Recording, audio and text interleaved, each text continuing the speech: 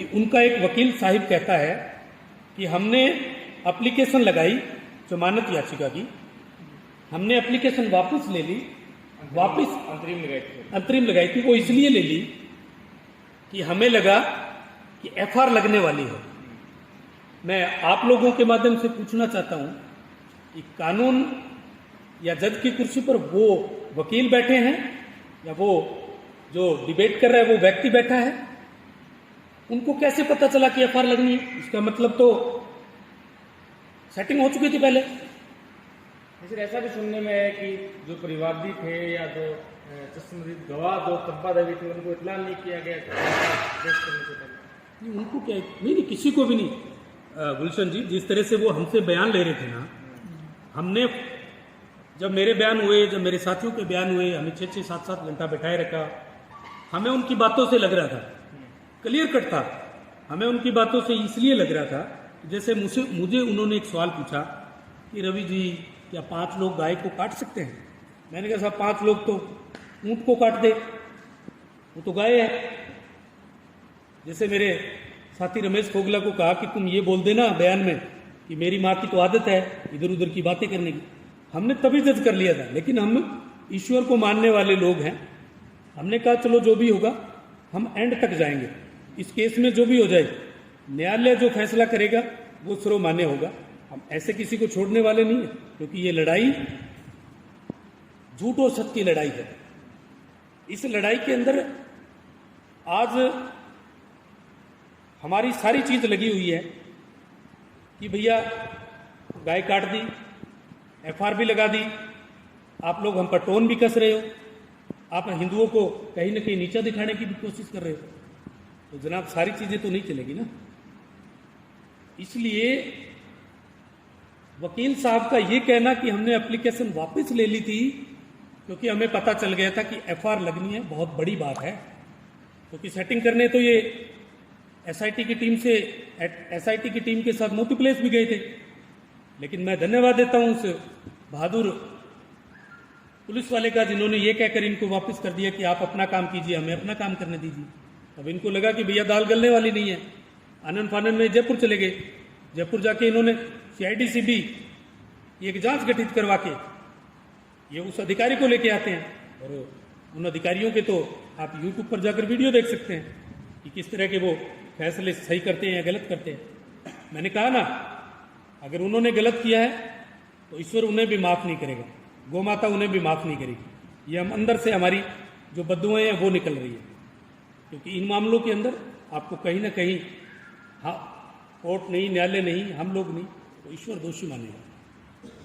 रवि जी सवाल कई है, धीरे धीरे से जवाब देना है। मामले की जांच होगी तो आज एक कॉन्फ्रेंस को की मतलब रह गया, क्योंकि जांच हो चुकी है, क्लीन चिट मिल चुकी है, फिर दोबारा थे बयान पड़े हो तो अंग कथे के तथ्य रखने लग रहे हो।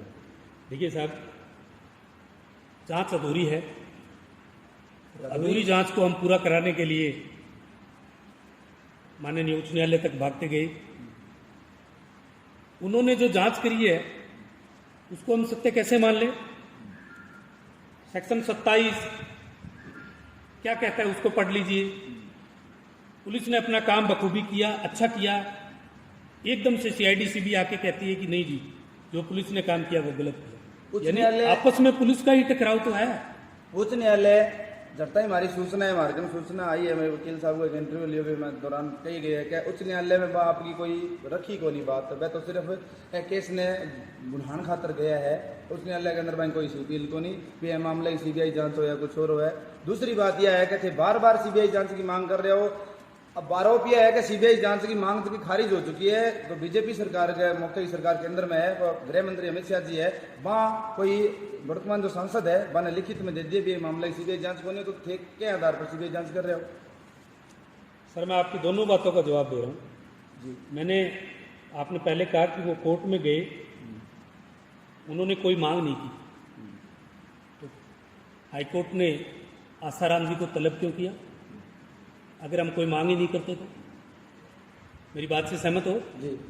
नंबर 2 बात आपने कही कि CBI की जांच माननीय राहुल जी कसवा ने करी और अमित शाह जी का एक लेटर आया खारिज कर दिया। मैं फिर कह रहा हूं, उन्होंने 13 बार झूठ बोला है, या फिर अगर उन्होंने झूठ नहीं बोला तो कल एक प्रेस कॉन्फ्रेंस कर लीजिए, आप ही उसके अंदर न्यूज़ वाले होंगे। मैं उस 13 की बात को खारिज करता हूं, क्योंकि राहुल कसवा जी ने केवल लोकसभा के अंदर क्वेश्चन लगाया था, पर्सन उठाया था।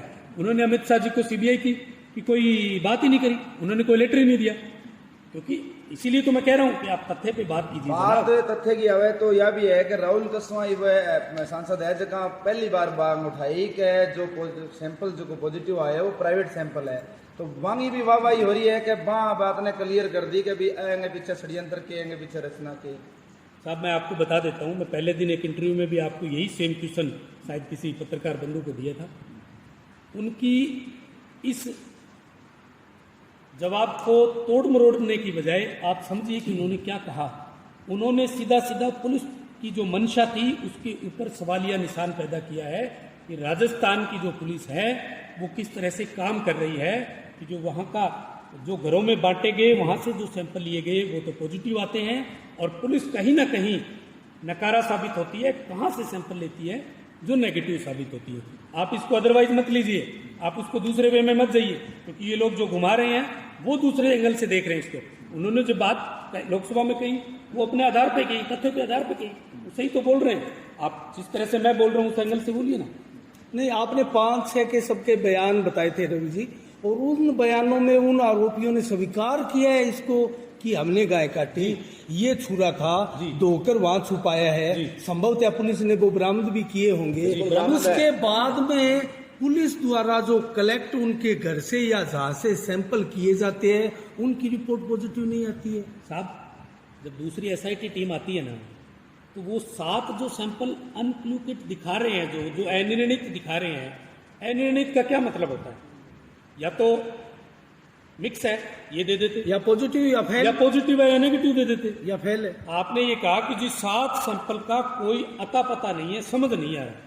1000 साल पुराना कोई पेड़ होता है ना, यहाँ 1000 साल पहले कोई पेड़ लगा था, आज अच्छी बिल्डिंग बन गई, आप इसके नीचे जाकर इसकी मिट्टी निकालिए, एफएसएल रिपोर्ट बता देगा कि यहाँ पे पहले पेड़ था, टाली थी, बरगद था, पीपल था। बिल्कुल वो पैमाना होता है। तो आप 1-1.5 महीने पहले की वारदात को आप कहते हो अनिर्णित है।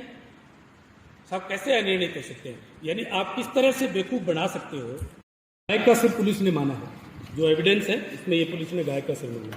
अब मैं आपको आपके चैनल के माध्यम से ये बता देना चाहता हूँ। मैंने फिर कहा, जब प्रेस कॉन्फ्रेंस स्टार्ट हुई तो मैंने कहा हमारा कोई मकसद नहीं था प्रेस कॉन्फ्रेंस करने का। जिस तरह से आप लोग चैनलों पर आकर सोशल मीडिया के थ्रू हिंदुत्व के बारे में डायरेक्टली इनडायरेक्टली कहीं ना कहीं आप हिंदुत्व के ऊपर टीस मार रहे हो।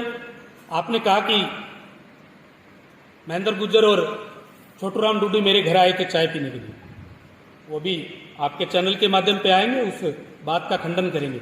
वो आपके घर जनाब चाय पीने नहीं आए थे।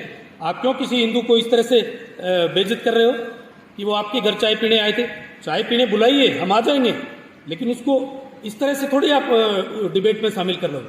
आप बुलाइए, हम कल आ जाएंगे आपके घर चाय पीने के लिए, आप आ जाइए हमारे घर चाय पीने। लेकिन आपने बयान को तोड़ मरोड़ कर पेश किया। वो आपके घर नहीं गए थे, कहीं सार्वजनिक जगह पे आपकी मुलाकात हो गई तो आप उसको इंटरव्यू में ये कह दोगे कि वो मेरे घर चाय पीने आए थे। इसका मतलब क्या हुआ? आप कहीं ना कहीं हाथ पहुंचा रहे हो ना हमें। इसलिए राज्यपाल ने एक बात बहुत अच्छी बोली कि वो ना केवल हिंदुओं पर कटाक्ष कर रहे हैं, वो अपने मकसद के लिए, क्योंकि जग जानता है कि पिछले 20 साल से के अंदर वो मीडिएटर की भूमिका निभा रहे हैं। चाहे राज किसी का है, चाहे सत्ता किसी की है, वो मीडिएटर रहते हैं। वो थाने में, वो एमएलए के, सबके वो मीडिएटर रहते हैं। आज भी वो वही भूमिका अच्छे से निभा रहे हैं और उनका तो काम है ये भूमिका निभाना। इन भोले भाले लोगों को ये गुमराह कर देते हैं, वो लोग उनको कह देते हैं कि हाँ जी हमारे वकील साहब बहुत अच्छा काम कर रहे हैं। अरे कर क्या रहे हैं? पर्दे के पीछे देखिए तो सही। हाँ, एक चीज के लिए मैं उनको धन्यवाद और साधुवाद दूंगा कि जब कोर्ट के अंदर करीबन 70 वकील, पूरा बार संघ इस बात को स्वीकार कर चुका था कि हम ये केस नहीं लड़ेंगे, तब श्रीमान अदरीस वकील ने केस लड़ा। मैं उनको इस बात के लिए धन्यवाद देता हूं कि उन्होंने अपने समाज के लिए, उन्होंने अपने धर्म के लिए सब कुछ दरकिनार कर दिया और केस लड़ा। इसलिए मैं आपके चैनल के माध्यम से कहता हूं कि हिंदुओं, आपको उनसे कुछ सीखना चाहिए कि अब धर्म पहले है। उन्होंने अपने धर्म के लिए बार संघ से पंगा ले लिया। कई एडवोकेट महोदय ने, साधु बंधुओं ने इस्तीफा दे दिया था, लेकिन उन्होंने बिना परवाह किए हुए केस लड़ा, क्योंकि उनको धर्म प्यारा था। सबका धर्म अपने अपने को प्यारा है, उनका धर्म उनको प्यारा है। हमें भी अपने धर्म के बारे में सोचना चाहिए। सर, जैसे कि कॉन्फ्रेंस शुरू होने के बाद जानते हैं कोई सही चीज जब पता है कि गाय काटी है तो वो गाय का मांस नहीं देगा, वो वही देगा जो उसे पता है कि ये गाय का नहीं है। सैंपल नंबर 1, 2 और 3 तीनों कालूराम जी एसआई को दिए गए थे। जो सैंपल उसके लड़के ने खुद गाड़ी में लाके रखे हैं, उनमें से 3 सैंपल लिए गए थे। एक सैंपल जो पॉजिटिव आया वो मेरे द्वारा दिया गया था। बाकी के बचे हुए 7 सैंपल जो जांच अधिकारी, जो रिपोर्ट आई थी, 3 डॉक्टर थे उसमें, वो आए थे सैंपल लेने के लिए, जो जिन्होंने उस नौहरे से जहां से गाय कटी थी वहां से जो 7 सैंपल लिए थे वो अनिर्णित है। जहां संभावना बनती है कि ये पॉजिटिव आएंगे, उनका अभी तक फैसला बाकी है।